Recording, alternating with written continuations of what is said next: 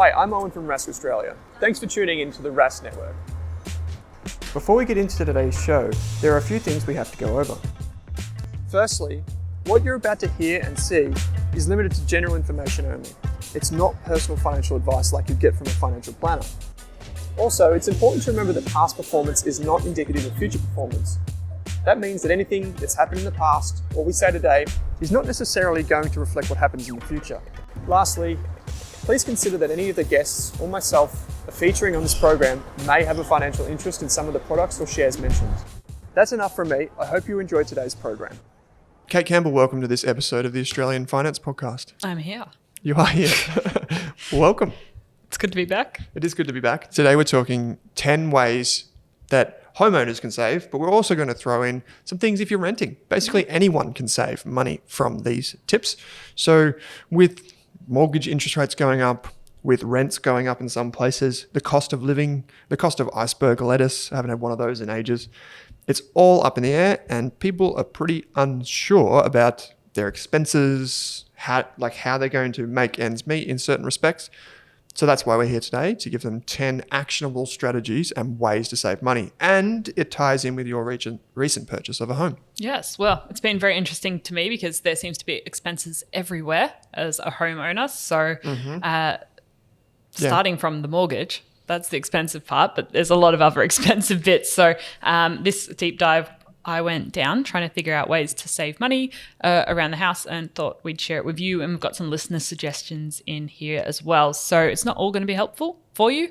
Some of this you might have tried, it didn't work. And some of this might be state relevant. But if you can take one thing from this episode and maybe give it a go around the home, save $100, $200, it's probably worth doing. Yeah, because for many people, mortgages have gone up. And that means an extra $500 a month for a lot of people, $1,000 a month, depending on the size of your mortgage, every month. And that's pretty scary for a lot of folks. And conversely, if homeowners are facing increasing costs and investors, it also can mean rents will go up as well. The two biggest mortgage stresses biggest financial stresses in Australia are the rent or mortgage, then groceries. And both of those things have gone up. So now is the time to get creative, have a bit of fun, start saving money. Number one, Kate. Your mortgage, which is probably one of your biggest expenses at the moment, or your rent. Yeah, or your rent. Some of these tips are for mortgage, but you can probably throw in some ones for rent as well. Yep. So firstly, actually putting a calendar reminder to review your mortgage rates on a yearly basis. Maybe it's fixed right now, but if it's coming up to the end of the fixed term, being really proactive about what's going to happen after that. Is it sensible for you to fix again, or is it better to be on a variable rate after that? Maybe talking to your broker in advance of this coming up, and just being really proactive at the moment so you know what your repayments are. Going and finding out and logging into your account. Okay, has my bank adjusted for the last RBA interest rate hike? Yes, no, what do the new repayments look like? Do I need to cover a difference? Yeah. So I spoke to mortgage broker Chris Bates, who did the property course with us on Rask, along with Amy Lenardi. So you can go and take that course. It's a fantastic course.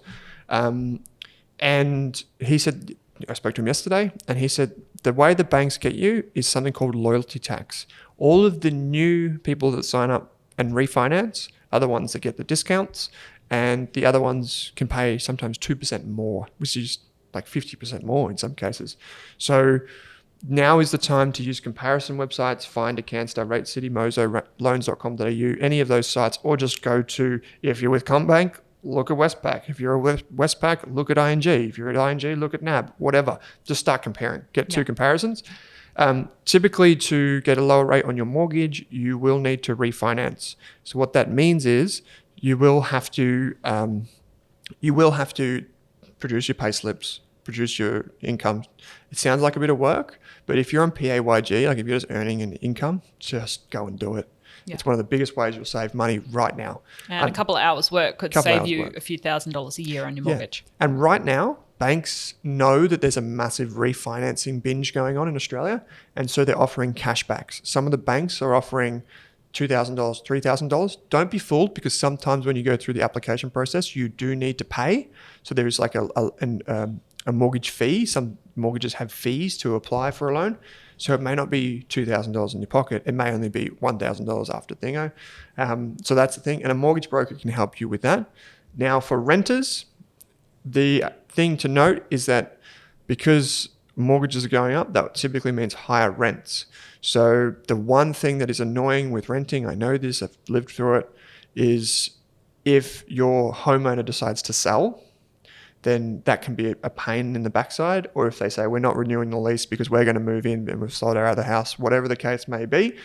There are two birds with one stone with this tip, is that if you are in a position to do so, go and talk to your real estate agent about locking in a longer term lease at a fixed rate.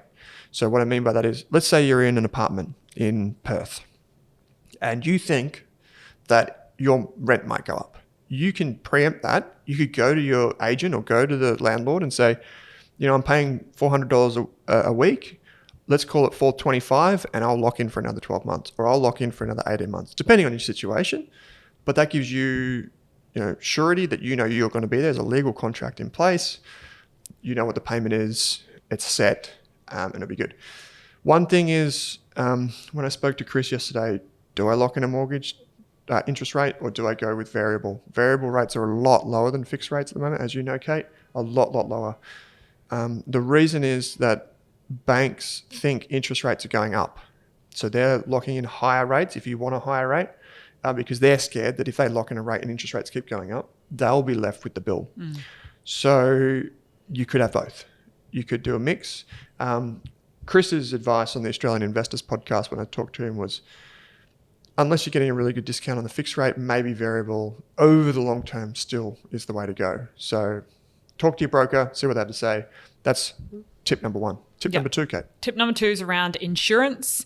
And the biggest tip here is actually compare and shop around every single year. And if you can lock in a year in advance, there's often a discount there. And I guess this is one of the times when if you're already in a good financial position, it is easier to save money, which is tough if you're not. That you can, if you can pay 12 months in advance, maybe you only have to pay for 11 months or 10 months when you lock it in. So these are things like car insurance, home and contents. You won't need home insurance if you're just renting. You will need contents though, or you will want that. It could be like for any jewelry, if you have an engagement ring and you've got separate insurance on that. Health insurance, all these things. Once again, the loyalty tax stings you. There's a very simple way to save, as you said. Instead of paying monthly, pay annually. Amazon. I was talking to Ryan Newman.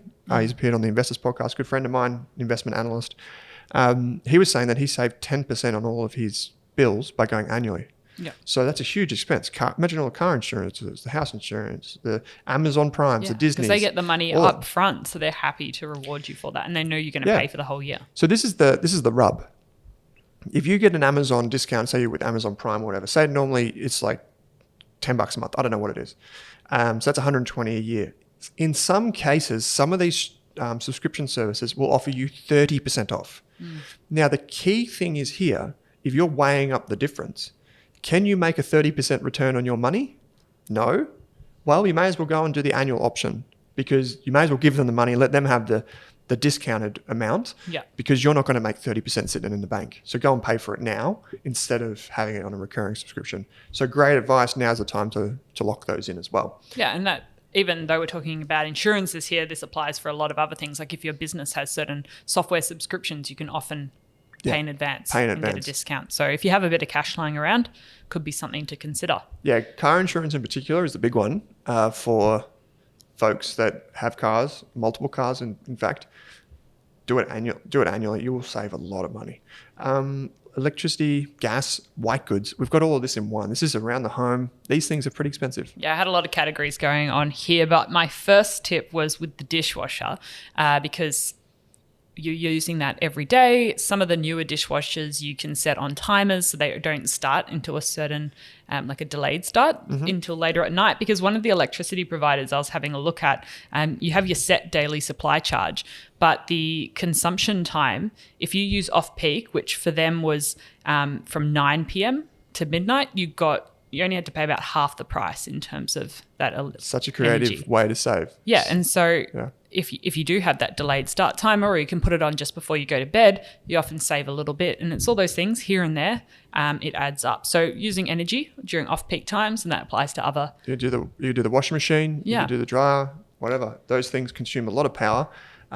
This is where, for those people that can afford, it's quite expensive. I don't have one of these things, but the Tesla power walls and the batteries, they actually, one of the ways that they pay themselves back is they actually draw energy from the grid during the day or overnight, and they store it because they know you're going to use it at night.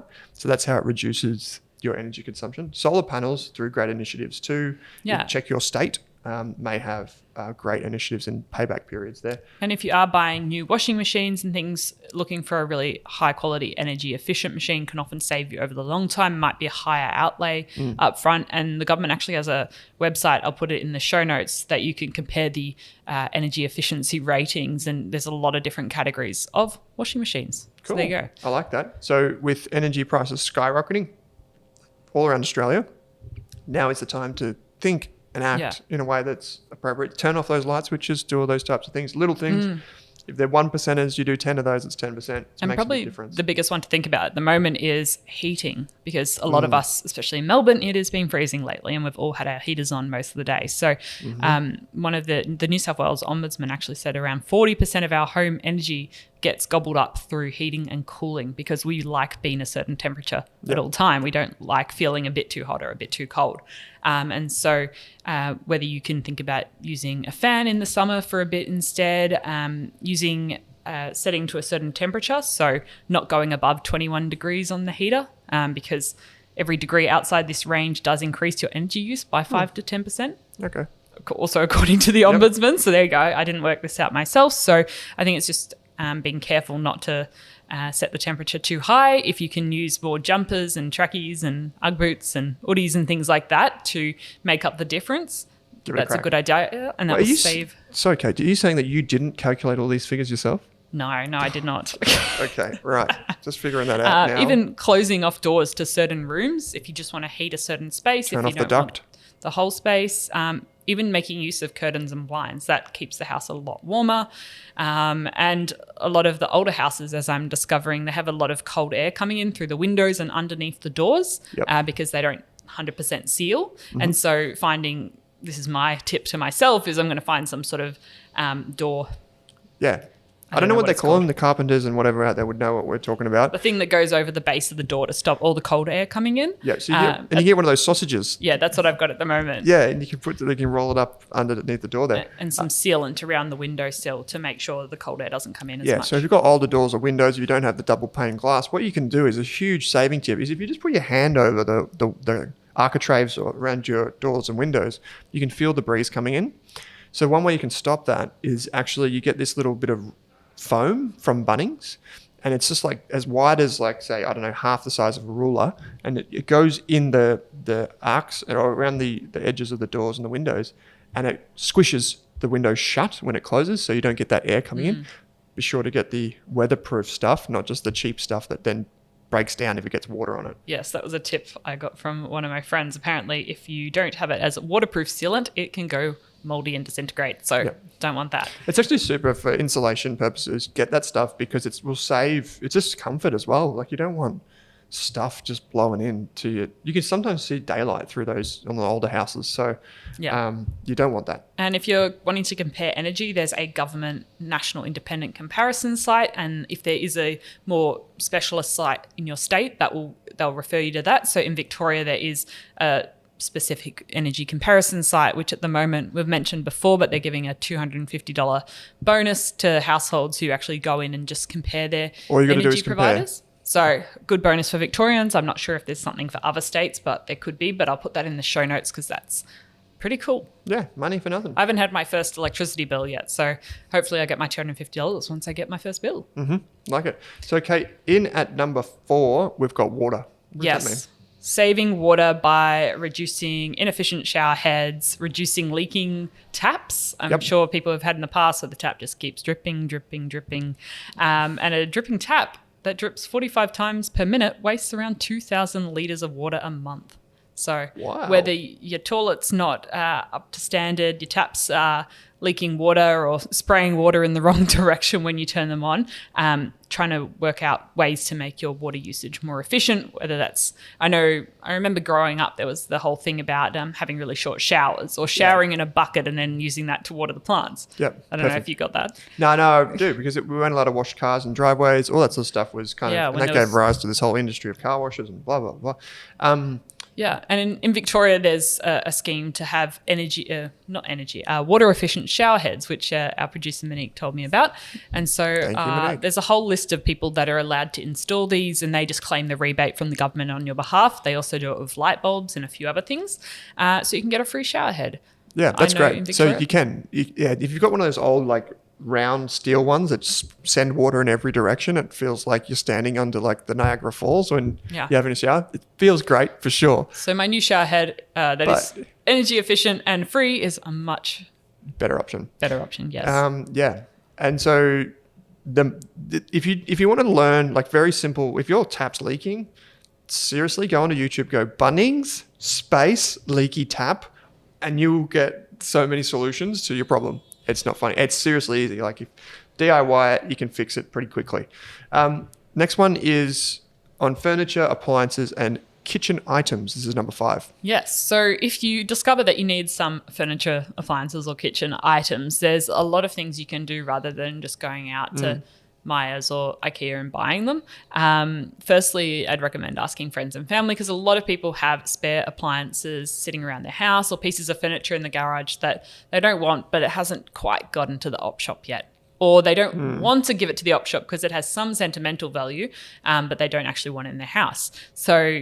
But just by asking around, you can find a lot of furniture and appliances, and a lot of people bought things during lockdown that they used that pie making machine once and they didn't really want to make it again. I've had a few waffle machines in my past. Yep, they happen. Yeah. So this works both ways. If you've got stuff around the house, sell it.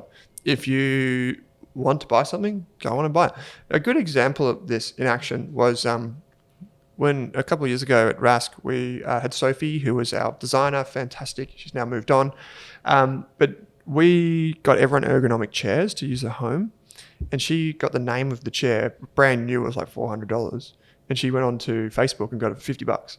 So that's an example of you take something that you think you want, see if it's online for cheaper, and if it's good quality, it'll save you bucket loads. Especially if people are moving out of their work from home offices, there might be a bit of office equipment online on Marketplace or Gumtree at the moment, and gym equipment from people that do not want the stuff they bought during lockdown anymore. So I'd definitely recommend secondhand as much as you can. Op shops in certain suburbs, you can find even better stuff.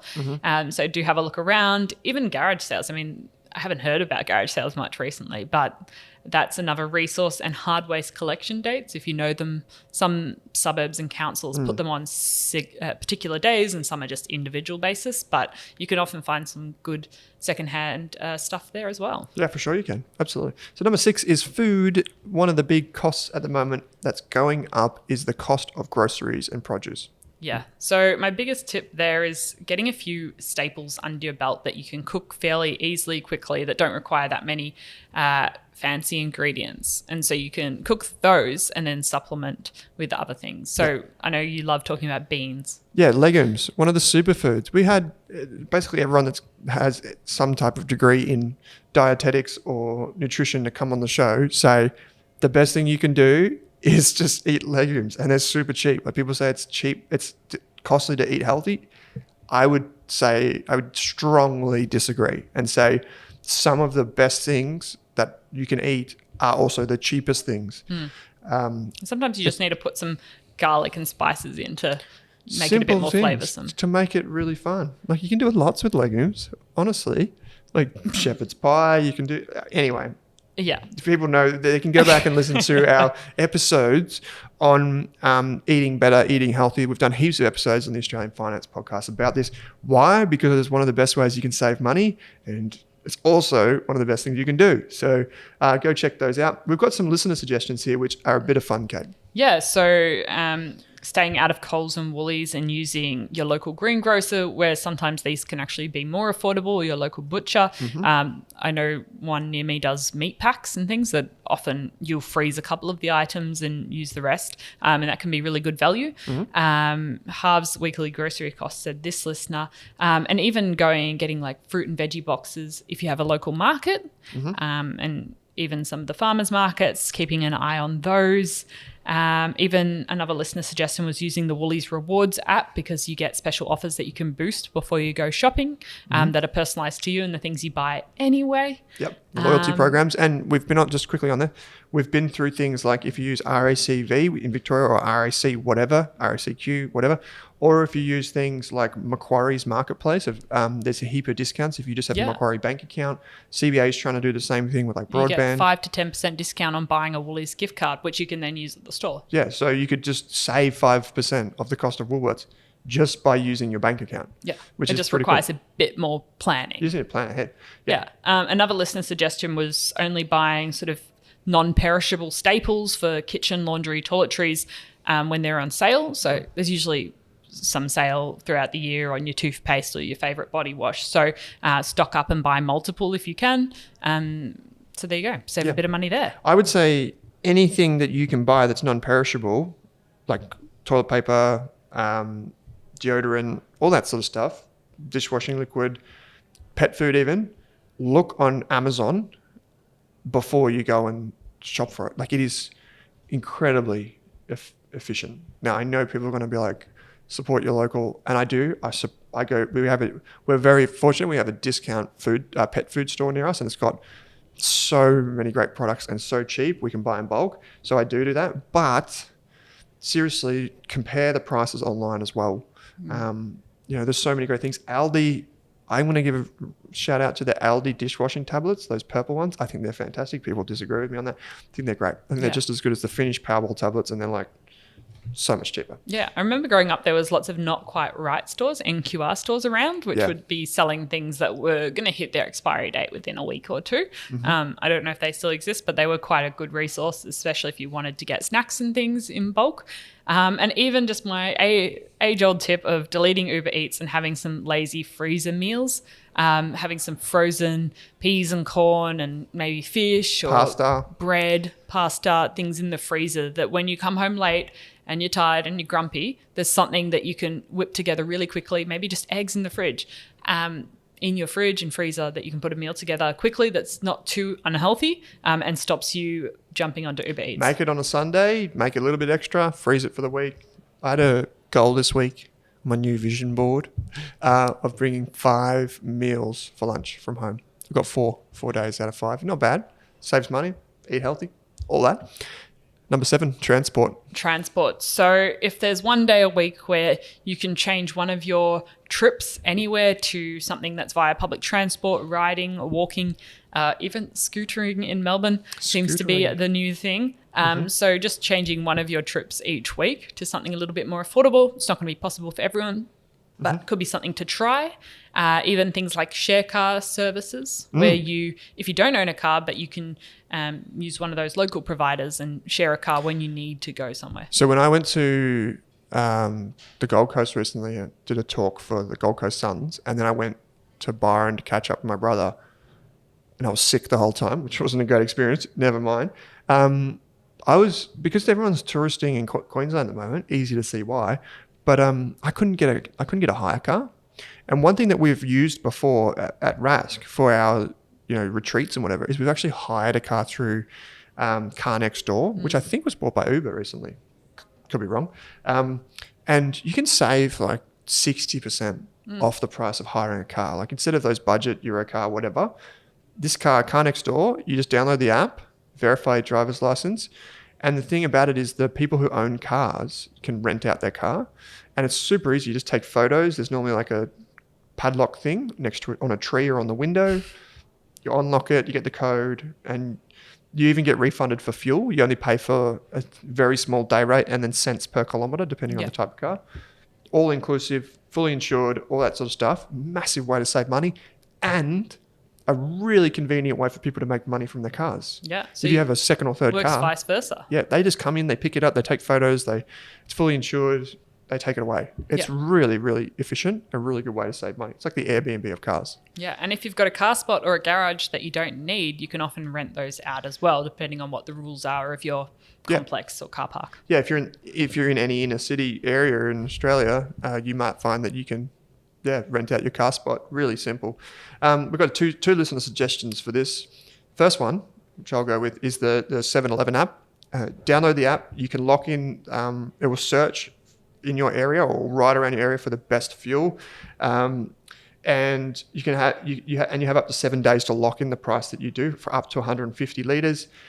The listener says, even if my car is full, I'll usually go on RSCV fuel price to see what the prices are like and just lock it in with the 7-Eleven app, or top up if I need to. Great suggestion. Yeah, and the other suggestion was using the petrol spy site before filling up with petrol to get the cheapest deal. Yep. But they did comment that it was pretty expensive everywhere at the moment, which I know you were complaining about the other day. Yeah, it's super expensive. Don't fill up your fuel in your car on a weekend either. That's normally a pretty good tip. Try and do it during the week. Like a Wednesday is normally a pretty good day to get fuel. Yeah, and not before public holidays. The day before or the day of public holidays is usually pretty bad. Yep, absolutely it is. Repairs, Kate, and maintenance are an inevitable part of home ownership or renting. Yes. Now, instead of buying every tool from scratch, you can often borrow or rent a tool from the neighbour. Like you might not need the power drill, drop saw. These are all things. Insert any tool above. Third tape measure, you sure?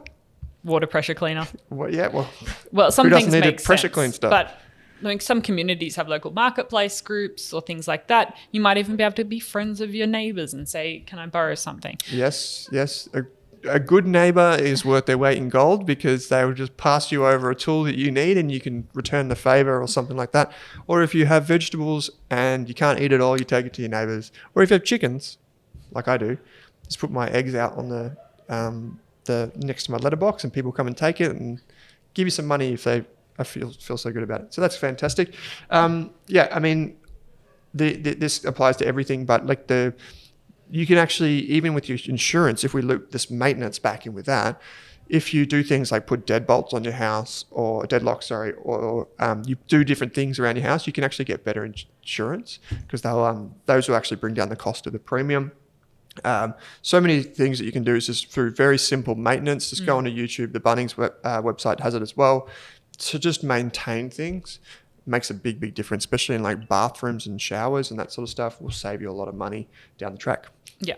I know you mentioned that to me, but getting several quotes for any repairs you need, and really look at what the quote includes, and checking reviews or asking your neighbours or people in your local area for recommendations of who does a really good job is also another point. Yeah, because as I was saying to you when you bought your house, that there is like 10,000 different tradies for 10,000 different things. Yeah. Like say you want to repair part of your laundry. Well, that might require a plumber, electrician to move the power point or switch the power off. It may require a carpenter to do the frame of the section that you're working on. Then you'll have a waterproofer that comes in and waterproofs everything. Then you'll have a tiler that comes in, and then finally the plumber will come in and do the taps and that. And you're like, whoa. $1,000. And all I wanted to do was a new vanity. Yeah. So you can quickly add up. Things like Airtasker is a place where you can hire people that have great reviews and you can see other people have reviewed them to do jobs. Obviously, if you're getting things like plumbing or electrical work done, do not use Airtasker. There are other sites that you can use to hire proper tradies, and you want to get the repair certificates. Yes, they have to be qualified to do certain things, and you want them to be anyway. So get multiple quotes, because what will happen, particularly for smaller jobs, is the quotes will be really varying. Like you might have $1,000 to fix this tap, you might have $600, you might have $200, and just depends how much they want to do the job as well. Yeah, that's what it is. A lot of tradies just simply have to charge because they have to take a day out of their way just for a small job. Yeah. So keep that in mind. And what I said to Kate was, for anyone that isn't really handy around the house, is actually listen to what they say. So actually listen when you say, what do you think about this? Listen, because then you can use that piece of information they give you for the next person that comes in. Then you can say, but what about this? And they might not think it's a big deal. And if you get 3 quotes, you'll be able to get the average of them and be like, okay, this guy didn't say that was a big deal, but the other two guys did. So I think I need to go with the two guys that said it's a problem. Yeah, cool. Moving costs are huge. Yes. So make sure you're comparing different companies, and in doing so, provide them a really accurate list of how many rooms, how many items, because often when they're online quote system, if you do a really quick job and you don't put in all your data points, it'll give you one quote that might not actually be realistic of the quote of what you get charged on the day. You might be charged hundreds of dollars more because you told them there was one bed and there's in fact two, or if you underestimate the number of boxes you need. So things like that, just giving them as much data as possible when you're using those online quotes or talking to someone on the phone, so you can compare really accurately, and even asking around for boxes if you know someone's moved recently. Get boxes off them. Bunnings, they have Officeworks, even Gumtree or Marketplace. I mean, that's probably where I'll go and sell my boxes to someone that might need them. And even if you can manually move a few things beforehand because they're not that heavy, if you're close by, that also takes some of the time off on the day because movers are often charging, there might be a set fee plus something per hour. Yep. I would say really do your shop around here, because you can get smaller businesses that charge by the hour and they have smaller trucks, but they could be really, really competitive. And if they charge by the hour and you're clear with them, like I think there was a quote. Anyone everyone that listens to this podcast and has moved will know how stressful it is. So paying for someone is actually really good. But I think we got quoted for a move something like $1,500 to $2,000. Something crazy, right? And then we thought, well, maybe there's another way to do this. We actually found someone that did it for like $200. And so you're like, how does that happen? Well, what we did was we made sure all of the boxes were stacked, packed, ready to go at the door when they pulled up. Yeah. The second thing is we did some of the smaller things ourselves and just left the bigger things for them. And they were like a small independent business. And because we made it so quick for them, they could actually go on and do 2 or 3 other jobs that day. So we didn't have to really waste their time, and it was so much cheaper. So yeah, stressful. It can be worth paying up for. Yeah. Shop around. On the day they, because you'd only paid a deposit beforehand, once they arrived at the new place, they just said, oh, we've sent you the invoice. And so they wouldn't unload until you paid. So you had to make sure you had all your ducks in a row and were ready to pay then and there. So that was a little bit stressful having to do that on the spot. Wow. But imagine. I guess it means they get paid. Yep. Okay. So the last one is pets, for any of the pet lovers amongst us. If you've got cats, dogs, chickens, rabbits, whatever floats your goat. Bulk pet food. It's there. Yes, bulk pet food. So buy in bulk, fantastic. I did mention Amazon on that earlier on. The problem with it is delivery can be quite expensive, but there are discount pet stores as well in and around the place. We're very fortunate to have one near us. It's probably the closest pet store, and we can save up to 30 to 40% on food. So that's fantastic. We did have someone on the show from the RSPCA to talk to us about pet insurance. The RSPCA pet insurance, again, is provided by someone else, but it's branded with RSPCA and it's one of the most popular. So you can get insurance, but the takeaway from that episode was it can be very expensive. Some vets do their kind of equivalent of insurance, which is like you pay an annual fee and you get a certain number of things within that. So some of those things can include desexing. Some of those things can include vaccinations, worming, all of that sort of stuff. That's a big thing. When you're purchasing a pet, they said to make sure that you check the exchange. And this is where registered breeders and pet owners in Victoria, it's a bit different in New South Wales and throughout the country, can go and verify pets and make sure that they're getting the proper pet not from a puppy farm or something like that. So that's another thing. And we've also had a listener suggestion, Kate. Yes, this is a long one, but they added up the cost for medication they used to get from the vet and realized they can save around $350 a year on their dog if they did it ourselves. So instead of heartworm injections, which are around $140 a year, and monthly tick and worm tablets from the vet, which were $30 a month, you can get a single monthly tablet. For example, NexGuard Spectra, if that means something to pet people. Yes, it does. That will do the lot for under $150 a year, and you can buy in bulk things from discount online pet store, and also using premium grade grain-free food. dog food. Yep.